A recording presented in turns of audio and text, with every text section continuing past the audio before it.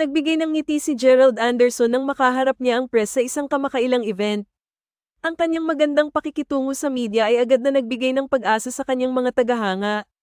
Agad ding tinanong si Gerald tungkol sa matagumpay na pelikula ng kasalukuyan niyang girlfriend na si Julia Barreto at ng kanyang dating ka-love team na si Joshua Garcia.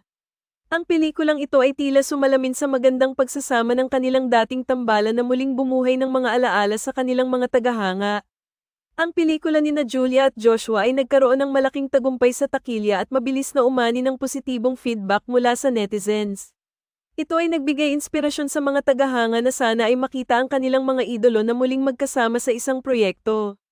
Kaya't hindi nakapagtataka na agad na bumungad ang tanong kay Gerald kung may posibilidad ba na muling makipagtrabaho siya sa kanyang dating kapartner na si Kim Chu.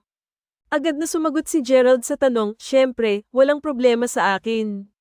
Kami ni Kim ay talagang nagkakaintindihan at suportado ang isa't isa. Naniniwala akong kahit na kami ay mag-ex, mataas ang respeto ko sa kanya." Ang totoo, napakabait ni Kim at talaga namang karapat-dapat siya sa lahat ng mga magagandang bagay na natatanggap niya ngayon. Bilang isang artista, kung mabibigyan ako ng pagkakataon na makatrabaho siya ulit sa isang pelikula, syempre gusto kong mangyari iyon. Hindi may kakaila na marami pa rin ang nananabik na makita kaming muli sa isang proyekto. Idinagdag pa ni Gerald na, nakita natin na si Julia ay gumawa ng pelikula kasama ang kanyang ex at naging maayos naman ang lahat. Kaya naniniwala ako na magiging maayos din ang proyekto namin ni Kim kung sakali mang papayag siya. Ang totoo, alam kong medyo abala si Kim sa kanyang mga commitments, lalo na sa upcoming movie niya kasama si Paulo. Sa ngayon, ang kailangan nating gawin ay ipagdasal na sana ay magkatuloy ito sa hinaharap. Huwag nating kalimutan na maraming fans ang nananabik na makita ang aming tambalan muli. Ang kanilang suporta ay malaking bagay para sa amin, at bilang respeto sa kanila, nais naming ibigay ang kanilang hinihingi. Ngunit sa huli, ito ay nakadepende sa schedules at availability naming dalawa. Ang pagsasama ni na Gerald at Kim sa isang proyekto ay tiyak na magiging malaking kagalakan para sa kanilang mga tagahanga.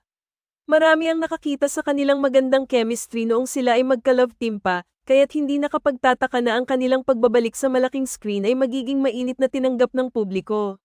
Hindi rin may kakaila na ang kanilang mga tagahanga ay patuloy na umaasa na magkakaroon ng pagkakataon na muling mapanood ang kanilang paboritong tambalan. Ang parehong Gerald at Kim ay may kanya-kanyang proyekto ngayon, ngunit ang posibilidad ng kanilang pagbalik sa isang pelikula ay nagbigay ng pag-asa sa mga fans na matagal nang naghihintay. Sa kabila ng mga abala at commitments, ang open na pahayag ni Gerald ay nagpapakita ng kanyang malasakit sa kanyang mga tagahanga at sa kanyang dating partner. Ang kanilang pagnanais na muling magtulungan ay isang magandang senyales na ang kanilang professional na relasyon ay patuloy na maayos at puno ng respeto.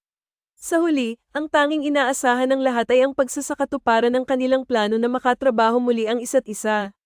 Huwag nating kalimutan na ang pagkakaroon ng magandang proyekto ay hindi lamang isang panibagong pagkakataon para sa kanilang mga career, kundi isang pag-aalay din sa kanilang mga tagahanga na patuloy na sumusuporta sa kanilang mga hakbang sa showbiz. Ano ang sa inyo sa balitang ito?